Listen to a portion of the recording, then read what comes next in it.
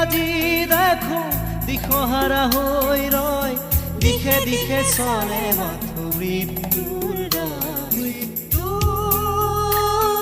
এতিয়া